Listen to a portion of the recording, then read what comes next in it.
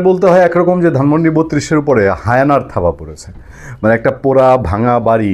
কিছুক্ষণ আগে আমাদের আলোচক, সম্মানিত আলোচক বীর মুক্তিযোদ্ধা অ্যাডভোকেট ফজলুর রহমান বলছিলেন যে যত এটারে ভাঙা হবে, আক্রান্ত করা হবে, ততই এটা আরও বেশি শক্তিশালী হয়ে উঠবে এই ধানমন্ডি ৩২। ওই ছেলেটার মতন নির্জন আমিন খান, সে বলেছে না যে একদিন বাংলার তীর্থস্থান হবে ধানমন্ডি ৩২। এই তীর্থস্থান করার জন্য এই যারা এখন যাচ্ছে এই এক্সিলেটর নিয়ে, বুলডোজার নিয়ে, উন্মাদ হয়ে গেছে। সেনাবাহিনী, পুলিশ আটকিয়ে রেখেছে, মানে একদম উন্মাদের মতন, মনে হয় যেন নেশাগ্রস্ত, যে এটারে কোনো না কোনোভাবে এটার উপরে আক্রমণ করতে হবে। পেছনে কারা আছে? অ্যাডভোকেট ফজলুর রহমান বলছেন স্বাধীনতা বিরোধী শক্তি। শেখ হাসিনা মামলার রায় হয়ে গেছে কোর্টে, হ্যাঁ, শেষ। ভারতের সঙ্গে দেন দরবার শুরু হয়েছে বাংলাদেশের, ভারত প্রতিক্রিয়া দিচ্ছে।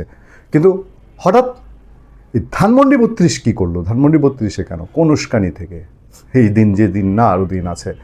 এটা কি তারা মনে করেছিল সেই গত বছর মে মাসের মতন, যে চাইলো আর বুলডোজার ডাক দিল আর সেনাবাহিনী ঘরে ফিরে গেল? কিছু তো পরিবর্তন হবেই। তাদের হাতে যে অস্ত্র আছে, যে অবৈধ অস্ত্র আছে, যে বিপ্লব করার জন্যে, মানে শেখ হাসিনা পতন না হলে যেই অস্ত্র দিয়ে বিপ্লবী সশস্ত্র সংগ্রাম শুরু করতো, সেসব সশস্ত্র সংগ্রামের সেই অস্ত্র বের করতে পারবে? কাহাতক অন্যায়, কাহাতক সহ্য হয়। বাংলাদেশ আইন শৃঙ্খলা বাহিনী, সেনাবাহিনী, পুলিশ দরকার নেই, আওয়ামী লীগ দরকার নেই। আওয়ামী লীগের দিকে কেউ তাকাও নেই। সাধারণ মানুষ অতিষ্ঠ হতে হতে এক সময় এইসব অনাচারের বিরুদ্ধে দাঁড়াবে। যাক, ধানমন্ডি ৩২ তারা ভাঙার জন্য চেষ্টা করছে, পুলিশের গাড়ি ভাঙচুর করছে, বারবার পুলিশ অনুরোধ করছে, রিকোয়েস্ট করছে। আমি আজকে সবচেয়ে ব্যতিক্রমী ঘটনা দেখলাম যে ওই যে সংসদ ভবনে জুলাই সনদের দিন জুলাই যোদ্ধা নামে যে কয়েকজন গ্রুপ, এদের উপরে পুলিশ যে চড়াও হয়েছিল, এটা একটা অন্য ঘটনা ছিল। এরা গিয়ে আগুন ধরিয়ে দিয়েছে। এরপরে এই ১৫ মাসের মধ্যে জুলাই যোদ্ধা নামের এই প্রকৃতস্থ মানুষগুলোর উপরে পুলিশের চার্জ, এটা একটা বিকল্প ঘটনা। একটা কথা শুধু আপনারা মনে রাখবেন, আমরাও জানি এই পুলিশের ভেতরে যে জ্বালা, যে ক্ষোভ রয়ে গেছে এই জুলাই যোদ্ধা নামের প্রতি, মানে ভুয়া সত্যিকার বিপ্লবীরা তো ঘরে ফিরে গেছে, সত্যিকার আন্দোলনকারীরা পড়ার টেবিলে বসে গেছে, কিন্তু এখন যারা আছে তাদের দেয়া যে কষ্ট, যে সহকর্মী হারানোর ব্যথা, যে সন্তান হারানোর ব্যথা, যে পিতা হারানোর ব্যথা, যে স্বামী হারানোর ব্যথা, যে স্ত্রী হারানোর ব্যথা, সেই অনাগত সন্তান, সেই বানিয়াচংয়ে সেই প্রেগনেন্ট পুলিশ মহিলাটি, তার সে অনাগত সন্তানের অভিশাপ, সহজে এগুলোর থেকে মুক্তি নেই। ধানমন্ডি ৩২ ভাঙতে গেছে, সেনাবাহিনী সারাদিন ঢাল হয়ে দাঁড়িয়েছিল, পুলিশের ঢাল হয়েও দাঁড়িয়েছিল, চিৎকার করছে, আমরা ভিডিওতে দেখলাম, সেনাবাহিনী সরে যান, পুলিশকে আমরা দেখব। মানে কি পরিমাণ শৃঙ্খল পুলিশের প্রতি এখনও তাদের ক্ষোভ, তারা পুলিশকে দেখবে সেনাবাহিনী সরে যাওয়ার জন্য। শেষ তো পত্রপত্রিকায় খবর এসছে যে অ্যাকশানে সেনাবাহিনী এবং পুলিশ একসাথে অ্যাকশানে গেছে। কি করছে সারাদিন দেখেন, গাড়ি পুড়িয়েছে। রাজধানী ঢাকার ধানমন্ডি ৩২ নম্বরে পুলিশের ৩টি গাড়ি ভাঙচুর করেছে বিক্ষুব্ধ জনতা। এই শব্দটা পত্রপত্রিকাগুলো যখন লিখে না, তখনই মনে হয় যে একটা মিডিয়া, সচেতন মিডিয়া এরকম উচ্ছৃঙ্খল একটা গ্রুপকে জনতা কিভাবে বলে। এতে পুলিশের গাড়িতে থাকা বেশ কয়েকজন আহত হয়েছেন। মানে এখনও পুলিশ ৫ আগস্টের আগে পরে তো মূল্যই মায়ের খেলো, এখনও পুলিশ আহত হয়। এছাড়া গাড়ি ভাঙা কাচে কয়েকজন আন্দোলনকারীও আহত হয়েছেন।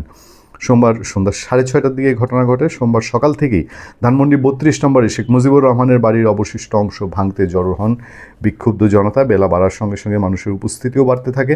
দুপুরের দিকে তারা দুটি এক্সিলেটর নিয়ে আসেন, তবে আইনশৃঙ্খলা রক্ষাকারী বাহিনীর বাধার কারণে তারা সেনাবাহিনীর অ্যাকশন শুরু পারেনি।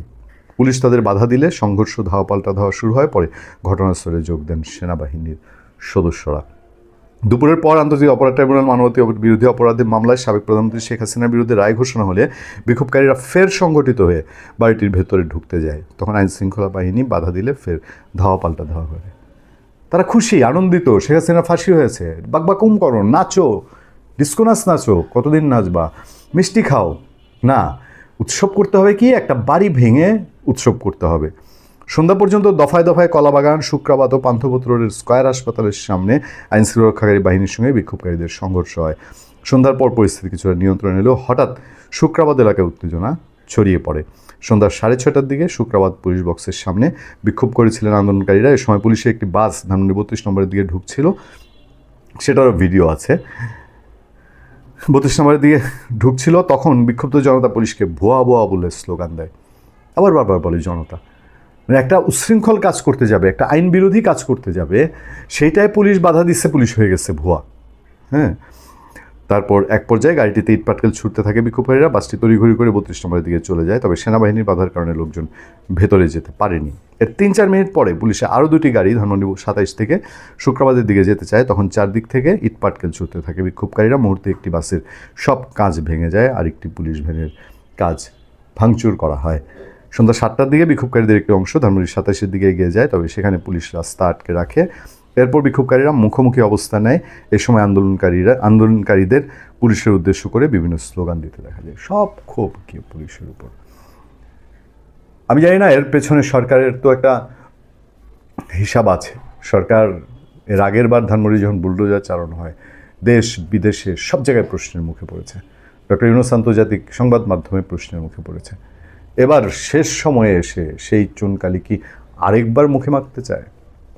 ভালো থাকবেন, সুস্থ থাকবেন। আপনাদের সাথে আমি আতিক রহমান।